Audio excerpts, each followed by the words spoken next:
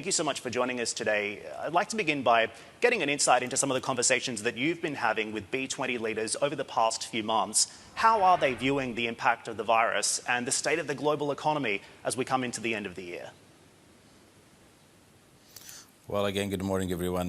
Thank you for having me with you. Just to give you an insight about our last 2 days summit for the B20. We are, of course, very grateful for the all global business leaders who have participated in this really unique event. If you just allow me to say that we have more than 8,000 business global leaders. They have really participated virtually in our summit. Of course, when we started this presidency, nobody had anticipated the COVID-19. And then, of course, during the beginning of our presidency, we ran into this COVID-19 crisis, which immediately we have to adjust our business plan, working with our global also leaders. Then we came up with really an interim recommendations to the G20 leaders, focus on supporting the healthcare resilience system, in the same time also focusing on allowing any policy that can energize the supply chain and make sure that also we protect the people and specifically the employees and the SMEs, which they really need more focus and support from the G20 leaders.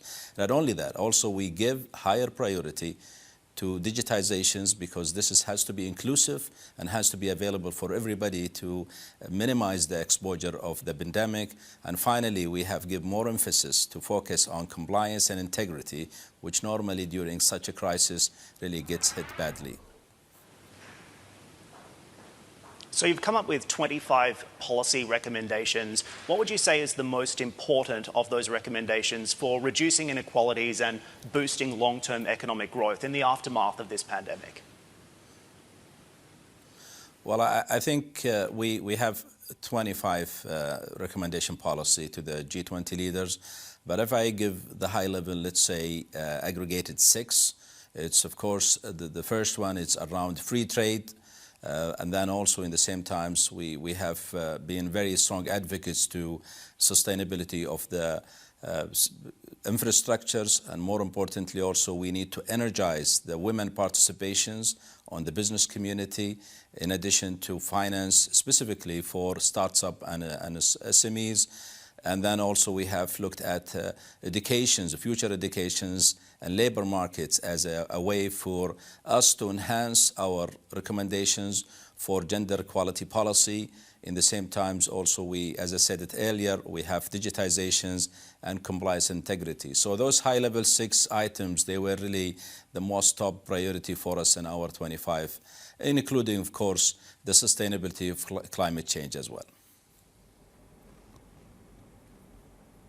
Yousef, it's Hadley in Dubai as well. I want to ask you with regards to what happens a week from today, the U.S. presidential election. I know that this has been a year where what would be normal for G20 has been completely upended due to the global pandemic. But when you think about the potential results of this election, how does that impact all the work that you've been doing with regards to the B20, bringing people back to work, confidence in the markets, confidence in the future of these economies? How does the U.S. election weigh in your thinking? Well, as a business leaders, this is exactly my focus on how we can help, especially during this time where we are hosting the presidency. But let me just highlight one important element. We are very excited also to the fact that the Kingdom is the first country to host the G20 Middle East. And not only this, we are leading also during financial and health and societal a crisis of proportion, of a historical proportion. So we are really very proud of the fact that how the Kingdom was able to navigate through this crisis when we are hosting the G20. Now, going back to your questions, which this is where I'm leading to, I think we focus on B20 and we hope that all G20 leaders recognize the free trade is going to be the only way for us to have, and globalizations, to have really an ability to re-energize the entire global economy. And in fact, I may highlight the fact that when the crisis really pandemic erupted early part of the year, we went into an interim recommendations to our G20 leaders, focusing specifically cross-border trade and also free trade of people, free movement of talent across the borders, and more importantly also energizing the supply chain. So in my view, we encourage the entire global leaders in the G20 and even outside of the G20, as we have really taken our inclusive principles to include our recommendation not only specifically for the G20,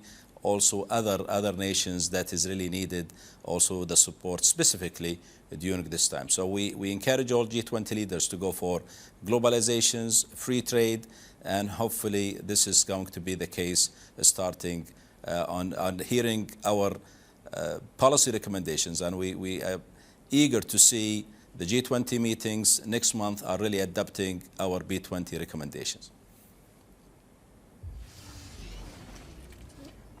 And of course, the Trump administration was a big proponent. I know Secretary Steven Mnuchin as well, in arguing for Saudi Arabia to host the G20. When you think about what happens next with regards to the Saudi relationship with the United States, as we head just into this election, a lot of questions about what this could look like. Are you worried at all about what a Biden administration could mean for the kingdom? Well, I think what I can say, looking at what we have been able to do during this presidency, specifically I'm talking about the B20. As you know, the B20 is a platform that it's really developed its recommendation through consensus. We have been successfully able to include more than 670 members from the globe. And then in the same times also we have more than 20 countries plus participated in our task force. And I think we were able to come up, I can say with sure confident that we were able to come up with the 25 recommendations that have really reached a good level of consensus among the G20 leaders.